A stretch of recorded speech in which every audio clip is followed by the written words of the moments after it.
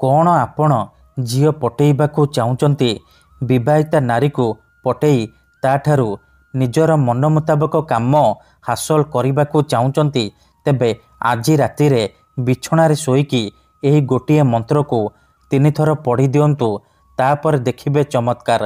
मात्र 5 मिनिट्रे से झील बा विवाहिता नारी आपणक पाखक आसिब जहाँ चाहिए ताहा करिब।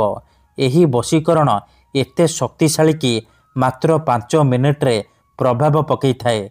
से झील हेउ बा विवाहिता नारी आपणक आड़कू आकर्षित हेबाकू लागिब। जेपर्यंत आपणक पाखक आसिनी आपणक सहित संपर्क रखिनी सी खाली छटपट हेब। आज्ञा हाँ, एही वशीकरण साहाय्य आपण पड़िशा घर सुंदरी भाउज को मध्य निज बसरे करिपारिबे आउ ताठारू निजर मन चाहुतिबा काम हासिल करिपारिबे। सबुठारू सरल एही वशीकरण। एथिपाई आपणको कौनसी प्रकार कष्ट काम करिबाकू पड़िबनी। केवल जेतेबेले रातिरे शोइबा पई जिबे निज बिछणारे शोईकी एही गोटिए मंत्र को 3 थर पढ़ी देबे तापर देखिबे चमत्कार। ग्यारंटी देउची जेउन झील बा विवाहिता नारी पई आपण एही मंत्र को पढ़िबे रातिरे बिछणारे शोईकी ताकू मने मने भाबिकी जेउन झील बा नारी पई एही मंत्र को पाठ करिबे सीए आपणक प्रेमरे एमिति दीवानी हेजिबो कि राति दिन आपणक कथा भाबिबो। आपणको न देखी गोटे मुहूर्त भी रही पारिबनी। नमस्कार फ्रेंड्स, ओडिया फंडा चैनल को आपण मानकु स्वागत। आजिर एही वशीकरण सबुठारु सहज किंतु महाशक्तिशाली नारी मोहिनी वशीकरण। एहाकू केउ भी पुओ बा झील अति सहजरे करि परिबे। निज घरे बसी बसी एही वशीकरण अति सहजरे करि परिबे। बिना कोनोसी पैसा खर्च करी बिना कोनोसी कष्ट काम करी निज पसंदर सुंदरी सुंदरी झील बा सुंदरी विवाहिता नारी को पटेई पारिबे। केवल आपण को रातिरे शोइबा पूर्वरु निज बिछणारे शोईकी सेई झील बा विवाहिता नारी को मनरे भाबिबे। तापरे मु आपण को गोटिए वशीकरण मंत्र कहिबी। एही मंत्र को आपण मात्र 3 थर पढ़ी देबे तापर देखिबे किपरि सेही समय ठारू प्रभाव पड़िबा आरंभ होइजिबो। सखाळ हेबा मात्रे से झील बा नारी आपणकर बसरे हो जाइथिबो।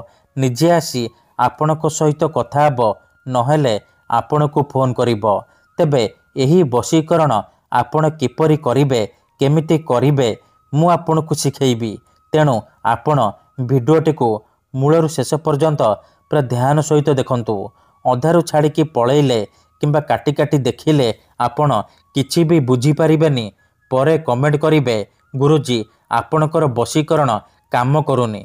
आउ गोटिए कथा मने रखंतु, आमर बहुत सारा दर्शक बंधु माने आमको कमेंट करूचंती कि गुरुजी आपण आमर काम करि दियंतु। आपण जेते पैसा मागिबे आमे देबु।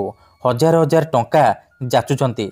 देखंतु आपणको यूट्यूब रे एमिति अनेक चैनल मिल जिवो जेउ माने मोबाइल नंबर देउचंती, ताबीज बिकुचंती, वशीकरण करिबे कहिकी हजार हजार टंका ठकी नेउचंती। किंतु आमर एही चैनल रे आपणको पई फ्री रे वशीकरण वीडियो अपलोड कर जाउची जहाको आपण घरे बसी बसी करि परिबे। तेबे आपण पैसा कोन पई खर्च करिबे।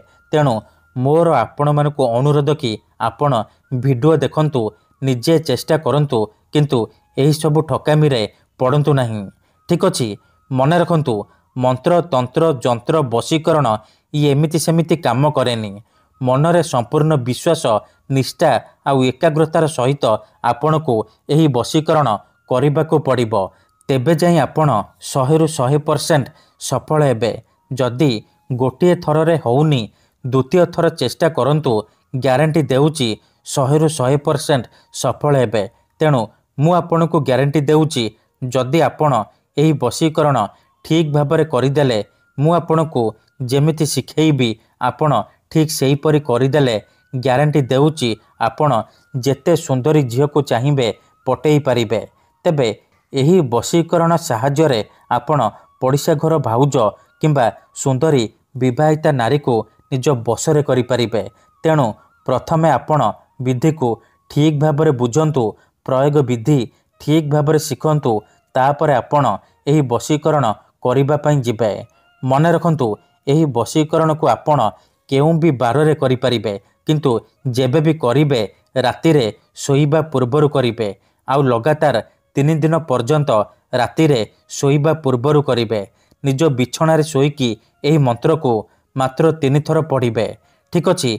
जेतेबेले आपण रातिरे सोइबा पई जिबे भल भाबरे हाथ गोड़ धोईकी सफा वस्त्र पिंधिकी निजर बिछणा उपरे सोई पड़िबे। पूर्व दिग को मुंड करिकी सोइबे। तापरे आखि बंद करिकी सेई झियो बा विवाहिता नारी को मने मने भाबिबे। तार मुह को निज मनरे भाबिबे। तापरे एही मंत्र को 3 थर पढ़िबे। ओम नमः कामाख्या देवी आमुकं मे वश्यम कुरु कुरु स्वाहा। आमुकं जगार आपण सेई झियो बा स्त्रीर नाम कहिबे जहाको आपण निज बसरे करने को चाहते। मंत्र को आपण एहीपरि मात्र 3 थर पढ़िबे। 3 थर मंत्र पढ़ी सारिबा परे आपण पवन रे गोटिए थर फुंकीदेवे। मने रखंतु प्रथम दिनरु ही प्रभाव पड़िबा आरंभ होइजिब। से झियो बा विवाहिता नारी आपण को देखिबा मात्रे निजे आसी आपणक सहित कथा हब। किंतु मने रखंतु एही विधि को आपण अधारु छाड़िबेनी। लगातार 3 दिन पर्यंत रातिरे सोइबा पूर्वरु बिछणारे सोईकी एही गोटिए मंत्र को मात्र 3 थर पढ़ीदेवे। तापर देखिबे किपरि से झियो बा नारी आपणक आड़को आकर्षित हेबाकु लागिब। धन्यवाद।